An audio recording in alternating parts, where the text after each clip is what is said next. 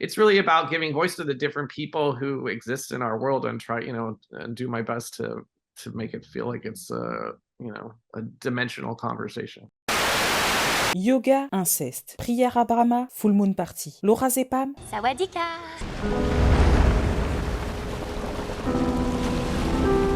la saison 3 de The White Lotus est sortie et c'est de la merde. C'est d'autant plus de la merde que j'avais beaucoup d'espoir. Et pour cause, la saison 2 est l'une des meilleures séries de tous les temps. Donc quand elle s'est terminée, je me suis dit ok, vous m'avez chauffé. Je suis prête pour la suite comme jamais auparavant. J'ai attendu des années, espéré des mois durant, revisionné beaucoup trop de fois les saisons précédentes pour finir par tomber sur un AV quelconque qui surpasse bon nombre de séries, oui, mais qui est loin, très loin d'être à la hauteur de ce que j'attends quand je pense à The White Lotus. Pour vous, j'ai décortiqué la saison 1, encore une fois, la saison 2, pour la première fois, et j'ai sélectionné tous les détails, toute la construction qui a fait des saisons précédentes des œuvres d'art dont la saison 3 se révèle indigne. Alors prenez une tasse de matcha latte et préparez-vous à ne pas déverser votre frustration dans mes commentaires. Pour celles et ceux qui n'auraient pas le cerveau suffisamment éclairé pour le savoir, mon avis n'est pas obligé d'être votre avis. Mais mon avis est mon avis. Je me suis simplement contentée de débusquer tous les éléments qui me permettent de me faire l'avocate du diable face à une opinion mainstream qu'il vous appartient de questionner. On a coconut island, there wouldn't be so very much to do. Parler d'une série vient toujours avec le souvenir d'une période de ma vie, et comme industrie, la saison 1 de The White Lotus ne fait pas exception à la règle. Après la pandémie et tout le bouleversement qu'elle a amené avec elle, cette saison de The White Lotus est apparue comme une nouvelle ère dans ma vie, oui, mais surtout dans le paysage sériel. Juillet 2021. Dans un cadre paradisiaque propice au voyage de l'esprit, on découvre des personnages complexes pour certains, simplistes pour d'autres, mais grâce à une mise en scène intelligente et un scénario créatif, le spectateur parvient à se poser une tonne de questions sur le monde qui l'entoure. Quand Rachel et Shane arrivent à Hawaï pour célébrer leur récent mariage et profiter d'une lune de miel supposée être le paroxysme d'un bonheur nouveau durant lequel tout n'est qu'espoir et projet, on sait, grâce aux premières minutes de l'épisode et à l'attitude de Shane Patton, que rien ne va se passer comme prévu. Aloha. Merci. Peu à peu, Rachel découvre son mari, Shane, et elle en vient à questionner son mariage avec lui. On apprend rapidement quelles sont les raisons qui l'ont poussée à accepter cette union express. Sa carrière est au point mort, elle fournit des efforts sans résultat, tout ça rejaillit sur son estime d'elle-même et s'immisce dans l'esprit du téléspectateur. Rachel est-elle vraiment amoureuse de Shane? Ou est-ce l'illusion de l'amour qu'elle a cultivé sur la base du confort matériel auquel lui donne accès le fils Patton? Dès le premier épisode, les parents de Shane sont partout. Ils ont payé la lune de miel, la maman a réservé la chambre d'hôtel et on commence à entrevoir ce qu'est réellement ce monsieur Patton. Un homme-enfant pourri gâté qui nous fait un caca nerveux parce qu'il n'a pas la chambre qu'il a réservée. Rectification, c'est pas nous qui payons, ce sont tes parents. Une chambre d'hôtel, plutôt triviale comme objet de conflit, surtout pour en venir à ça. C'est du délire complet!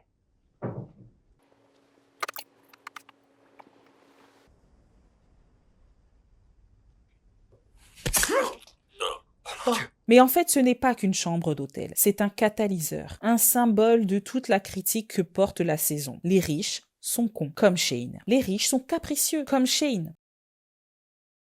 Alors que l'intrigue avec Armond tapisse le fossé qui se creuse entre Rachel et Shane, on explore à chaque épisode plus les raisons pour lesquelles il est nécessaire de détester les riches. Quant à l'épisode 1, on a un Shane qui, face à un buffet à volonté, se gave. On a notre allégorie.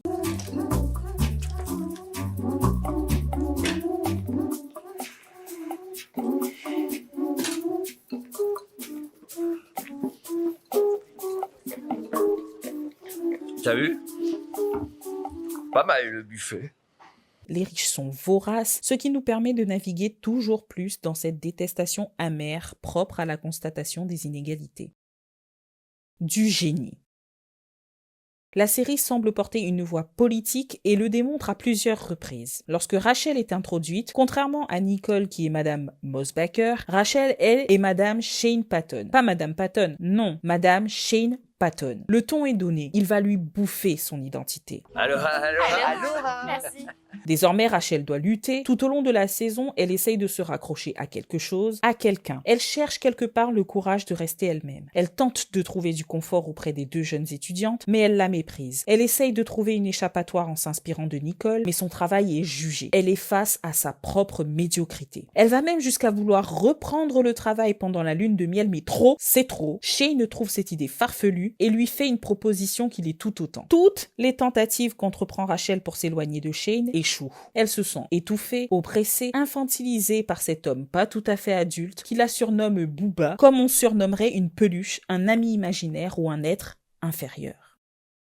Rachel finira par quitter Shane pour se sauvegarder, mais les menaces qu'il prononce sont sérieuses et le désarroi final qu'il affronte total, au point qu'elle est ramenée tout droit dans les bras de son mari. Morale, le pouvoir de l'argent peut tout conquérir, même les gens et leur idée d'eux-mêmes. Je serai une femme heureuse. Ce qui est beau dans l'histoire de Rachel et Shane, c'est cette dynamique. Elle arrive insouciante et sa prise de conscience est mise en scène avec une telle justesse. Cette justesse nous prend tout au long de son conflit intérieur. Elle est tiraillée et face à ça, son mari est perplexe. Comment sa nouvelle femme ose-t-elle remettre en question le privilège qu'il lui offre? Qu'est-ce que ça lui apporte d'écrire une pige putaclic pendant la lune de miel? 200 $? Elle a tout l'argent du monde grâce à lui. Pourquoi n'accepte-t-elle pas d'être comme lui? Riche et décomplexée, puisqu'elle a la chance d'avoir ce que d'autres n'ont pas pu avoir. Même la mère de Shane lui fera comprendre qu'elle est une femme chanceuse, que beaucoup d'autres femmes ont convoité un mariage avec son fils, mais que elle est l'élue. Des tas de filles ont eu leur chance, mais c'est vous qui avez gagné. Finalement, les riches sont superficiels, comme Shane. Je suis heureuse. Et comme Rachel. Je serai une femme heureuse.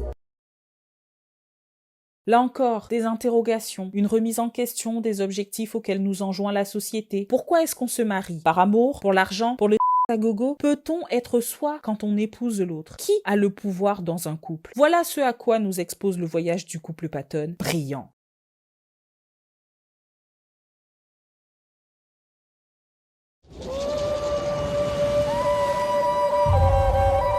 La famille Mosbacher nous est présentée et avec elle s'ouvre la brèche du débat racial et colonial, mais pas que. Avec Nicole, on a l'image de la working mom à la tête d'une très grosse boîte. Le revers de ce succès, c'est la névrose, l'obsession du contrôle, mais aussi la difficulté à être aimée de ses propres enfants et de son propre mari. Puisque Nicole gagne plus d'argent que Mark, monsieur se sent émasculé, à tel point que quand ils arrivent à Hawaï, il est persuadé d'avoir un cancer des testicules. Ce questionnement donne lieu à une scène très drôle où Mark demande à Nicole de vérifier s'il n'a pas les bourses enflées. Bon, apparemment ces gens-là ne depuis tellement longtemps que madame est incapable de dire à quoi sont supposées ressembler les jumelles de son mari. C'est drôle, on a notre satire. Les hommes se sentent moins hommes quand ils sont avec une femme qui les surpasse, notamment quand c'est elle qui ramène l'argent à la maison. Contrairement aux ventes de camp, c'est la femme qui ne parvient plus à avoir de désir pour son mari. Elle est trop affirmée, elle accapare ce qui fait de lui un homme et ça éteint en elle l'envie de le sauter. Bah oui, dans l'imaginaire collectif, l'homme doit protéger. C'est lui qui pourvoit à la prospérité de sa famille. Il est grand, fort, puissant, impressionnant, viril et conquérant, ce à quoi ne renvoie pas du tout Mark Mosbacher.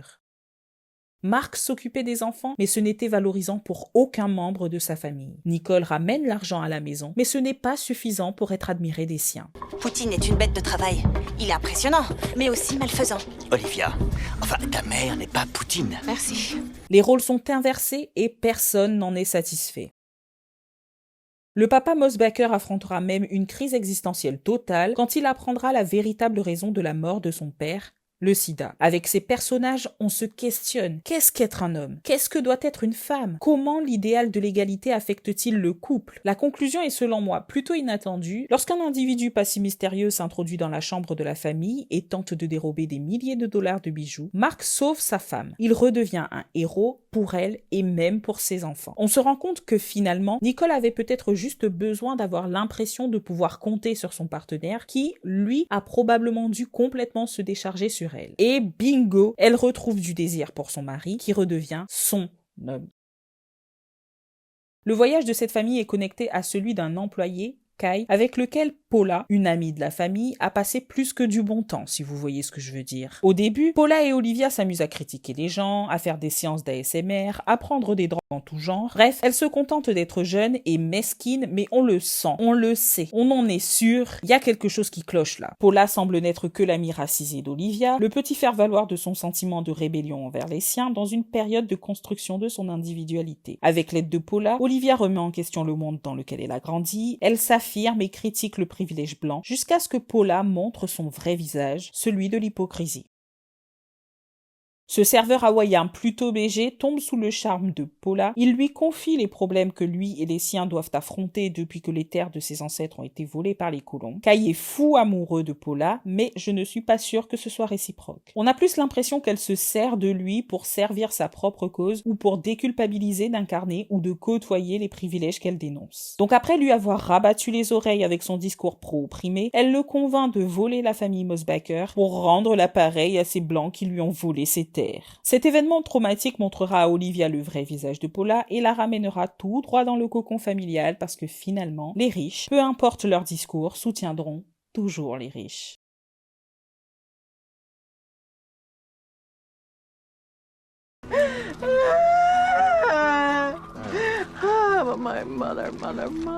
Ah, Tanya. Pauvre petite femme riche, émotionnellement détruite, exubérante, elle qui vient de perdre sa mère, elle qui arrive avec les cendres de cette femme dont elle doit faire le deuil alors qu'elles avaient une relation toxique. Tanya rencontre Belinda un peu comme Rihanna dans un moment de désespoir. Elle voit en elle un radeau duquel elle se sert jusqu'à ce qu'elle trouve une proie plus intéressante et qui la rende plus complète, Greg, même si cet amour finit par apparaître comme étant éphémère.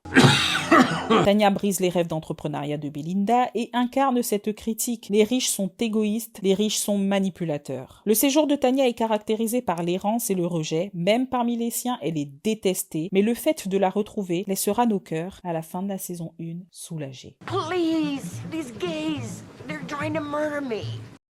Enfin, Armand, le fameux manager toxique au cœur de l'intrigue. Il néglige la stagiaire enceinte Lani, abuse de son pouvoir sur l'employé Dylan. Tout ce qu'il fait, il semble le faire pour se sentir moins démuni face à ses clients très très riches. Donc, quand Shane vient le titiller pour son erreur d'attribution de chambre, il s'engouffre malgré lui dans ce conflit existentiel et entame un combat à mort contre ses propres démons.